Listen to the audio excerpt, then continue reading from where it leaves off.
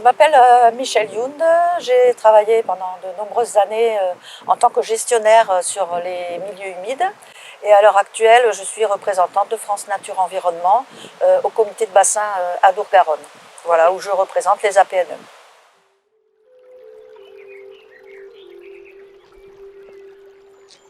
Alors, préserver ou restaurer les zones humides, d'abord c'est deux choses qui sont différentes. L'essentiel étant bien sûr de préserver. Il en reste très peu, celles qui restent, on va essayer de les préserver, c'est-à-dire de ne pas y toucher. Ensuite, quand on veut restaurer, il y a deux possibilités. La restauration, ça peut être facile quand on sait faire.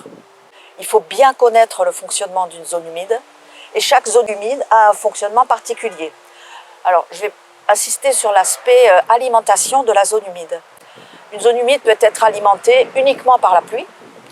Elle peut être alimentée par le ruissellement le long du bassin versant. Elle peut être alimentée par des sous-écoulements dans la terre et donc arriver par en dessous. Voilà. Donc l'alimentation est très importante. Après, la biodiversité, ça suit. La biodiversité, c'est la conséquence d'une bonne alimentation régulière de la zone humide.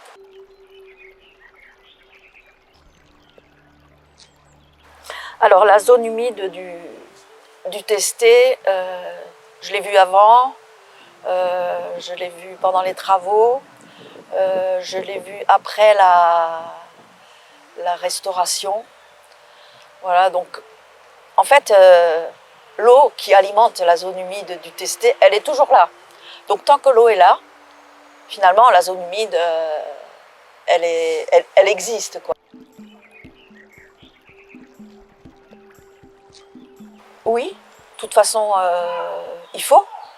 Et les zones humides, c'est aussi l'agriculture, et l'agriculture, c'est aussi les zones humides. Donc pour moi, enfin, je veux dire, c'est indispensable de concilier les deux. Et il y a des pratiques culturelles qui font que on va utiliser beaucoup moins d'eau, hein, le goutte à goutte, le paillage, etc. Mais oui, c'est des pratiques culturelles qui sont plus économes en eau. Après, il faut bien voir hein, que jusqu'à présent, il y a eu une poussée vers une agriculture assez intensive. Bon, un jour ou l'autre, je pense qu'on en reviendra, mais tout le monde y reviendra petit à petit, pas au même rythme.